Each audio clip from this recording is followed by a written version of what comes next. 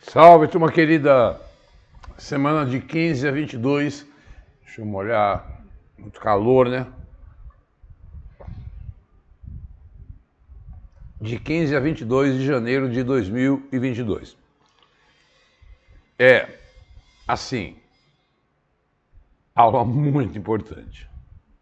Assista até o final. Se for necessário, assista 2, 3 vezes, porque você vai ver ao final dessa aula, fica até o final, e nós vamos falar de dois assuntos internacionais muito relevantes, que estão mexendo demais com a dinâmica do mundo, que é o cessar-fogo entre Israel e Hamas e Donald Trump na presidência. Então, faz 2 dias e apuramos, levantamos, selecionamos, mas muito do que ele está prometendo ele está acontecendo e vem muita coisa por aí. E a gente vai ter que acompanhar isso com muito detalhe. Não vamos tratar só disso, vamos tratar de outras questões do Brasil também. Mas, fundamentalmente, esses são os dois temas essenciais e, que eu digo assim, vai despencar em concurso, tá? Já estou formulando bastante questões sobre isso para o próximo livro, né? Então vamos lá? Deixa eu mudar de slide aqui e ficar pequenininho. Endereços pessoais do professor Diogo, segue a gente no Instagram, eu tenho publicado notícias.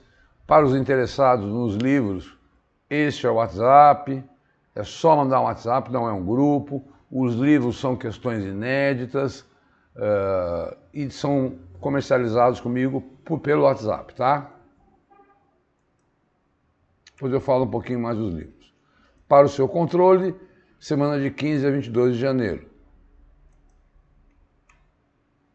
Gente, que confusão, hein? Que confusão.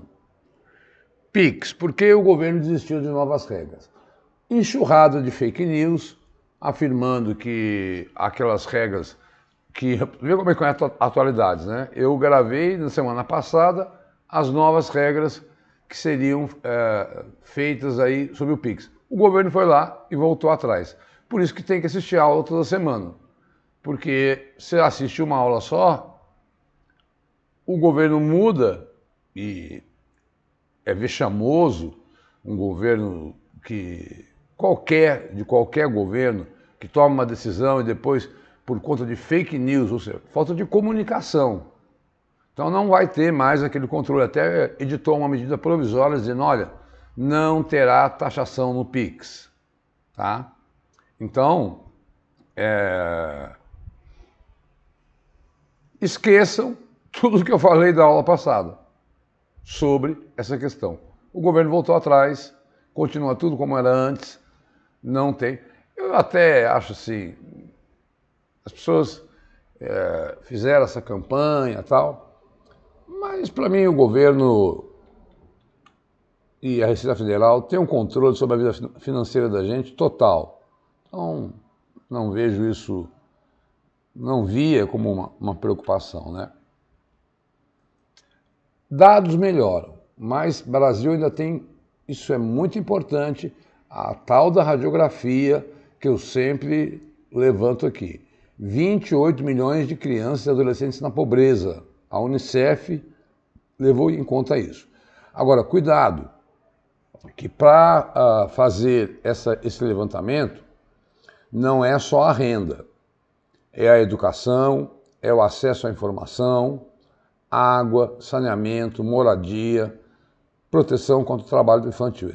Isso aí foi uma comparação entre 2017 e 2023, tá? O percentual recuou, tá? Agora 55, quase, ou seja, mais da metade dos jovens brasileiros estão na pobreza. Jovem na pobreza, pessoal, na prática, significa jovem que não vai conseguir se capacitar para o mercado de trabalho. não se capacitando para o mercado de trabalho, ele reproduz essa pobreza e o país patina na miséria. Então, é extremamente preocupante, né? Então, aí um dado triste, eu diria. Brasil teve 38 mil assassinatos em 2024. Eu brinco com os meus alunos, isso é uma guerra. Ah, caiu, foi 40 mil. Ok, em 10 anos são 400 mil. Ok, não temos a população da Síria, mas foi o que morreu de gente na guerra da Síria nesse tempo todo. É muita gente assassinada, né? Então, os dados são enviados pelos estados, né? E Alagoas, Roraima e São Paulo não enviaram os dados por completo. Então, para Renato Sérgio de Lima, presidente do Fórum Brasileiro de Segurança, a queda está relacionada à consolidação de conflitos entre facções criminosas e investimento do poder público. A série histórica é relevante, não se pode desmerecer, tem que cair, lógico, né? Mas a reconfiguração das dinâmicas do crime, que opta por ganhar dinheiro, e tem a ver com o policiamento ostensivo. Temos que valorizar essa política pública, segundo esse especialista, tá? Perguntam sim o número. É bom ter essa ideia. Guarda 40, né? Porque eles não vão colocar numa alternativa 39 mil, na outra 38 mil, na outra 40 mil. Eles vão colocar um número próximo e outros números bem díspares. Tá? Então fica em torno de 40 mil aí.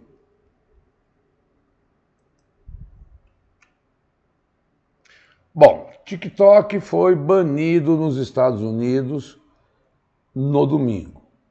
Ocorre que Donald Trump deu 75 dias para que alguma empresa compre o TikTok, que é chinês, lá nos Estados Unidos. Então, ele está funcionando temporariamente e tem esse prazo para que alguém compre, porque a ideia da lei de proibição é, olha, eu preciso que uma empresa americana compre o TikTok para que eu possa investigar que tipo de informação eles estão passando. Essa é a preocupação dos Estados Unidos, tá? E aí o Trump assume e assina um decreto dando mais 75 dias para o TikTok funcionar até que alguém compre. Como ele está muito próximo dos donos das Big Techs, né? Inclusive o CEO do TikTok foi na posse dele, eu acredito que ele vai ajudar nessa negociação para que alguém compre. Mas eu não posso prever também. Mas essa é a situação do TikTok lá nos Estados Unidos hoje, que tem muitos usuários, né? Então, tá lá. Trump cogita assinar uma ordem que suspenderia o banimento do TikTok, está em azul, por um prazo de 60, ele já assinou. 75 dias, tá?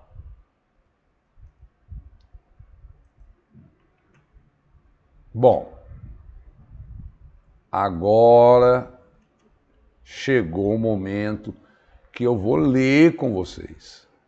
Eu vou fazer uma leitura, porque é importante demais o que está acontecendo agora, tá? Depois de tanto tempo, desde outubro de 2023,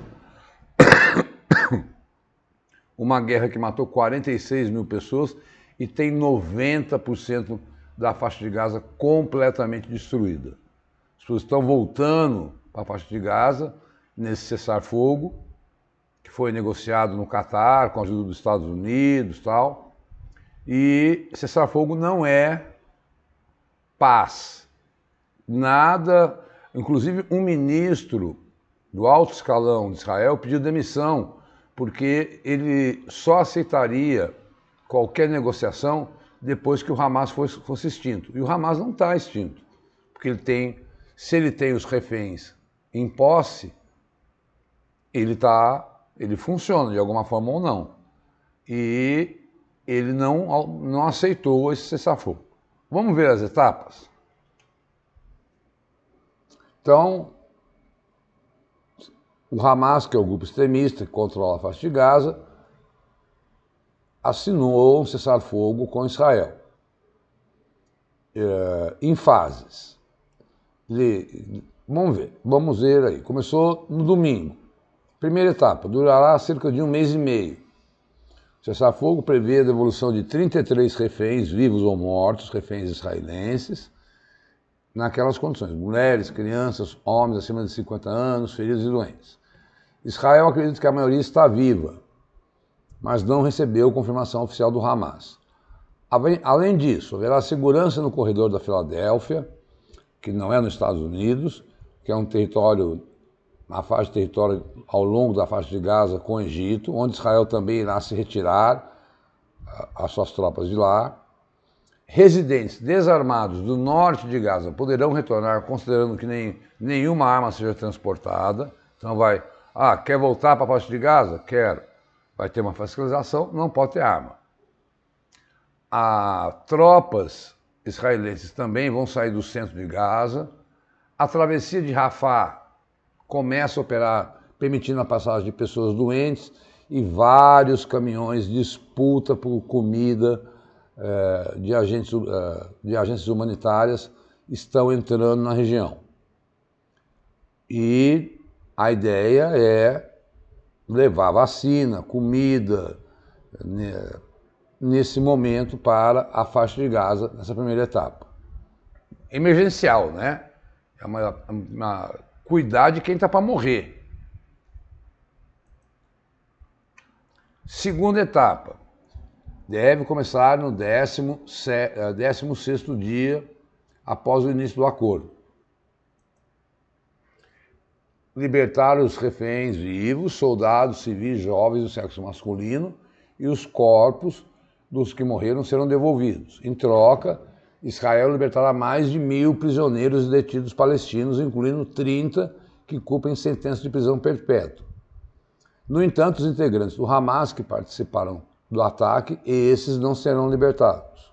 Tá? Terceira etapa, que também deve começar no 16º dia, consiste na negociação sobre a reconstrução de Gaza, que levaria ao fim da guerra. Porém, existe um debate sobre quem comandará a região, e não há garantias de que aconteça. E quem fica no poder? Esse é o grande imbróglio desse acordo. A comunidade internacional insiste que Gaza deva ser administrada por palestinos, né? Lembrando que a outra parte dos palestinos vive na Cisjordânia e é governada pela autoridade palestina. Resta saber se o Hamas vai permitir que a autoridade palestina governe também, o que eu acho que seria a melhor saída para essa situação. Ou se cogita até mesmo intervenção internacional externa para a reconstrução, que vai demorar mais de 30 anos da faixa de Gaza e vai custar R$1 trilhão. Hoje, enquanto estou gravando, o cessar-fogo está sendo seguido. Se houver alguém furando o cessar-fogo, a guerra volta ao que era antes. Mas, para os caminhos da guerra, a gente tem que considerar que esse foi o maior avanço desde outubro. No domingo, 3 moças já foram libertadas para dar uma demonstração. Agora, imaginar que esses grupos extremistas, todo mundo vai falar, a Al-Qaeda, que estava na Síria e no Iraque, ela acabou, não existe mais lá. Lê do engano. Hoje, a Al-Qaeda vive no norte, no centro da África. Então, esses grupos extremistas, Até porque é uma coisa meio assim, morre o seu pai, era extremista, você não é.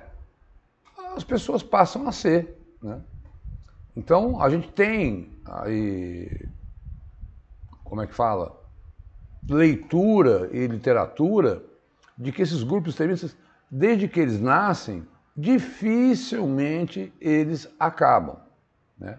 Lembrando que grupo extremista é aquele que pega a religião e usa para a guerra.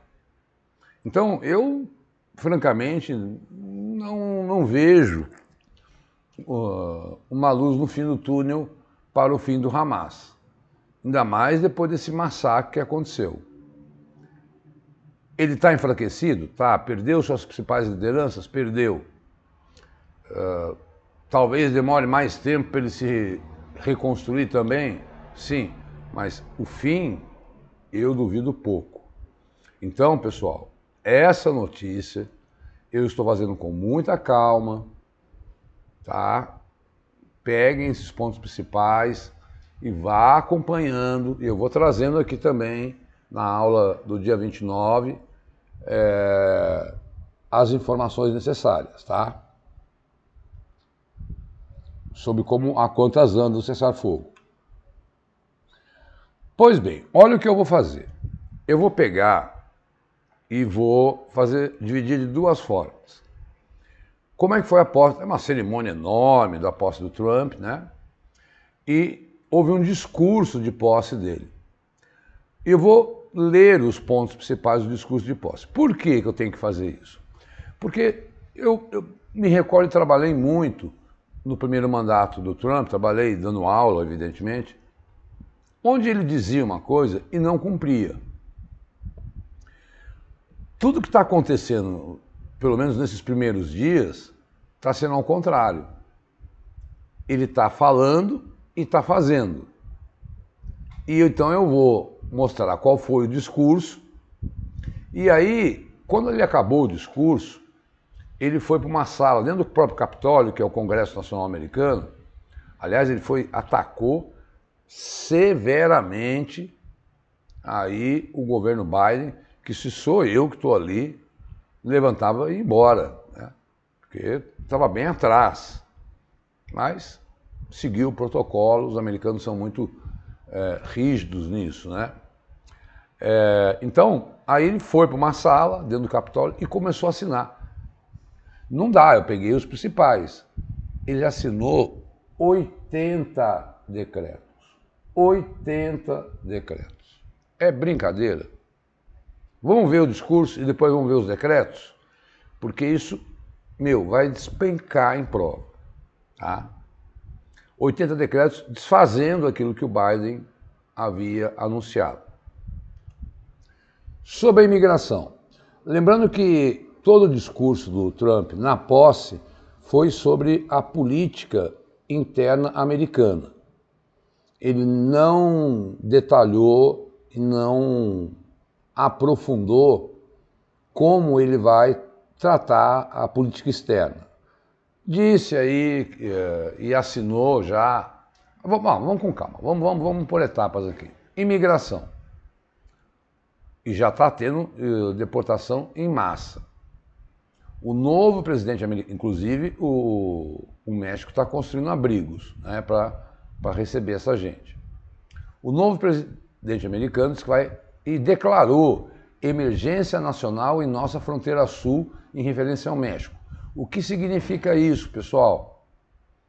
Está lá a frase dele: toda entrada ilegal será imediatamente barrada.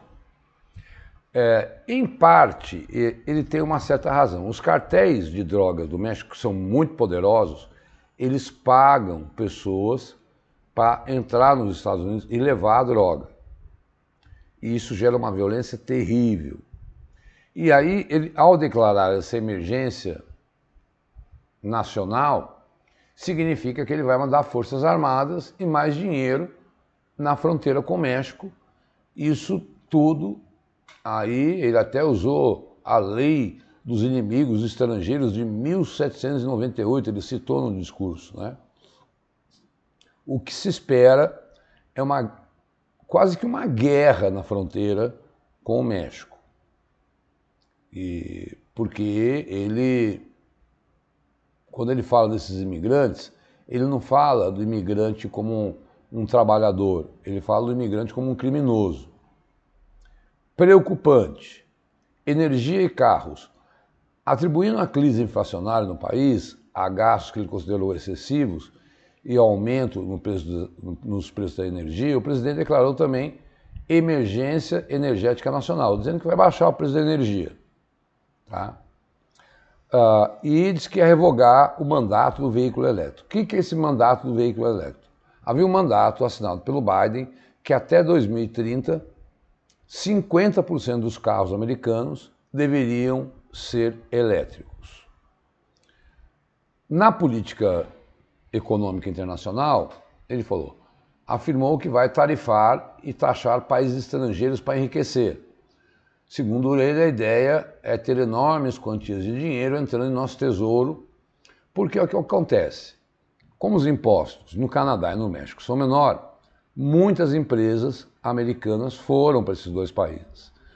O modo que ele quer trazer essas empresas de volta é cobrando imposto sobre o produto que vem do Canadá e do México, de 25%.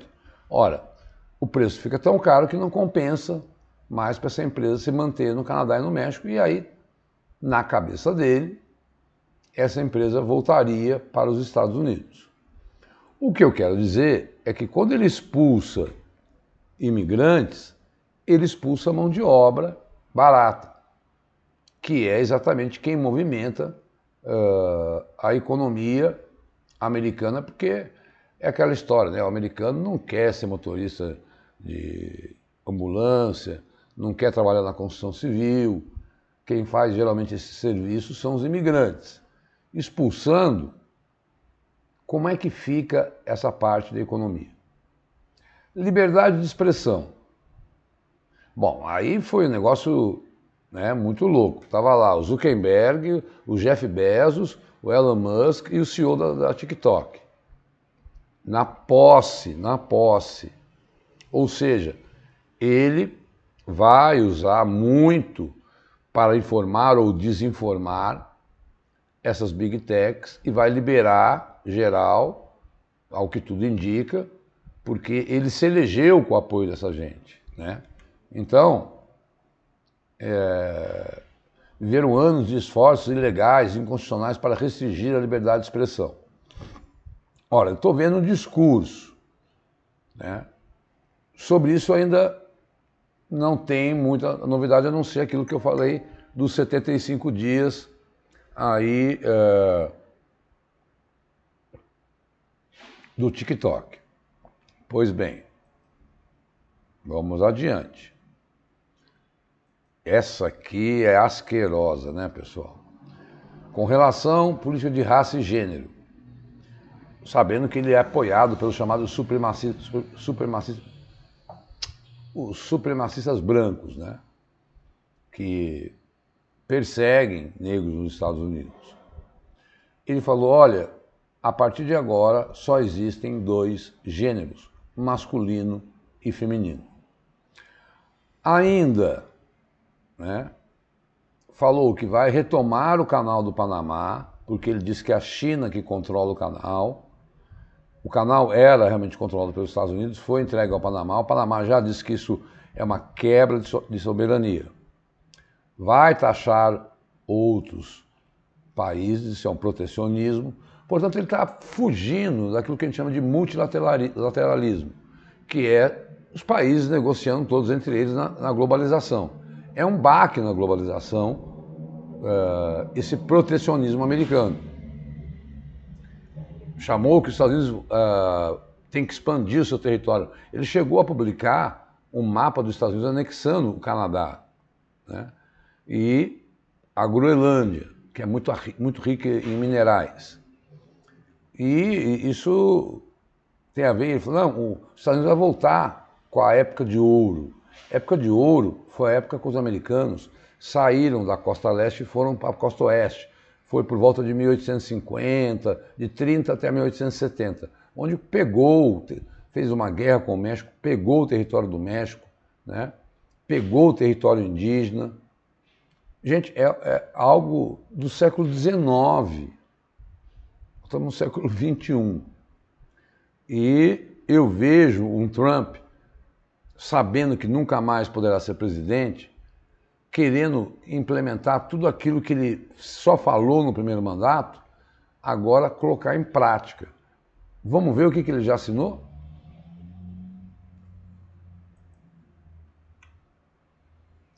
Olha aí, isso vai impactar no Brasil. Trump assina decreto para a saída dos Estados Unidos do Acordo de Paris. O presidente tomou posse e anunciou mais uma vez, porque ele já tinha saído quando ele foi no seu primeiro mandato. O processo levou anos e foi imediatamente revertido pelo presidente Biden. Agora, com a saída confirmada, novamente em decreto, que ele assinou na segunda-feira, os Estados Unidos devem se juntar a países como Irã, Líbia e Iêmen. Olha com quem os Estados Unidos está se juntando. Líbia e Irã, que não aceitam o acordo. O que é o Acordo de Paris, né?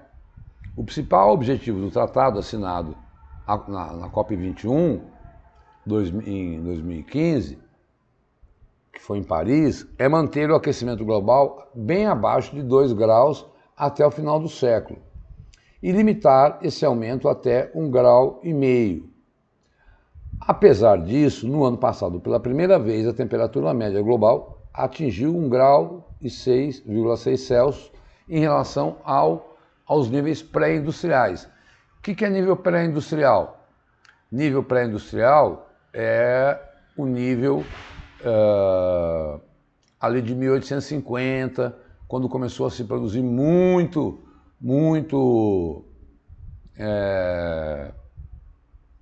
como fala? Combustível fóssil, tá?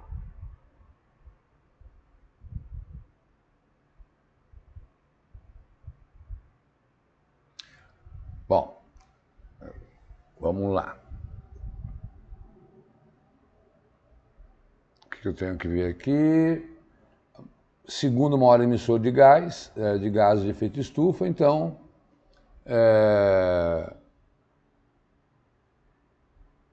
os Estados Unidos simplesmente, Trump não estou nem aí, não acredito no aquecimento global. A minha fala nesse sentido é o que pode acontecer, né? O que pode acontecer é ele ter que voltar atrás, porque está aí Los Angeles, que não acaba o incêndio. E eu não consigo fazer o balanço porque continua. Quero ver o aumento de furacões acontecendo, e eu não desejo isso, né? Porque ninguém quer tragédia ambiental no planeta, mas com essa medida, ele para com investimento em energia eólica, energia solar, né? E quer que as pessoas voltem a comprar carro movido a petróleo. E ele falou, eu vou furar poços de petróleo, eu vou ser o maior produtor de petróleo do mundo. Tá? Então, por que impacta o Brasil? Porque ele não vem na COP30 em Belém e o que ficar decidido ali, a maior economia do mundo não vai cumprir. E o planeta caminha para um desastre. É assim que a gente tem que analisar as coisas. Falou e assinou. Falou durante a campanha e assinou. Tá vendo? Não é mais um Trump falastrão de que falava e não fazia. Agora é um Trump que falou e está fazendo. Ele perdoou 1.500 pessoas acusadas pelo ataque ao Capitólio. O presidente disse que vai libertar reféns e já libertou. Inclusive eu vi uma foto, né, daquele viking declarando que eu vou comprar armas. E até grupos de extrema direita que têm ligação com o nazismo, que estavam cumprindo longas penas de prisão, foram beneficiados aí, né? Porque ele mesmo estimulou e ele mesmo está sendo aí acusado disso, mas como ele vai chegar numa idade que não será mais condenado, ele libertou toda essa gente que invadiu e destruiu e tentou matar, enforcar o vice-presidente Mike Pence na época. Ora, ele fala de bandidos de fora e dá perdão para bandidos de dentro. É preocupante. É preocupante. Inclusive, até acrescentando aqui, porque foi muita notícia. Eu fiquei esses 2 dias aí totalmente envolvido, tá? Estudando tudo que ele estava falando. Uma jornalista brasileira perguntou para ele, e o Brasil, qual a relação com o Brasil? Ele falou, vocês precisam mais da gente do que nós de vocês. Ou seja, tá nem aí para a América Latina. Então, é esse isolacionismo e esse protecionismo andando na contramão do mundo, tá?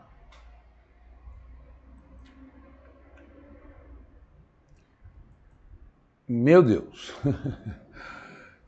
é assustador, porque quando você vai vendo que ele vai aí perseguindo pessoas, perseguindo gênero,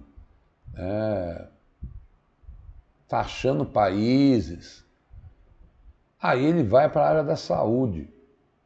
E todos os organismos da ONU, não sei se vocês sabem, né, eles são bancados por ajuda externa. Simplesmente ele disse, olha, a Organização Mundial de Saúde, que investe em vacinas, em políticas públicas mundiais de combate à pandemia e tal, ele simplesmente falou, olha, estou saindo da OMS. Isso terça-feira, dia 21. Dizendo que a China é esquisito, né? Ele fica acusando a China, mas um pouco antes de tomar posse, eles tiveram uma conversa, o Xi Jinping e ele. Mas ele está dizendo, olha, a China controla o canal do Panamá, a China controla a OMS. Então eu estou pegando as principais decisões. E conforme ele for tomando outras medidas, eu vou trazendo para vocês também aqui. Saiu da OMS. Vejam vocês. Bom, eu estou meio estarrecido aqui com o que o governo Trump está projetando para o futuro e não é só fala. Agora nós temos aí efetivamente dados concretos, dados assinados, decretos assinados, dentre tantos outros, tá?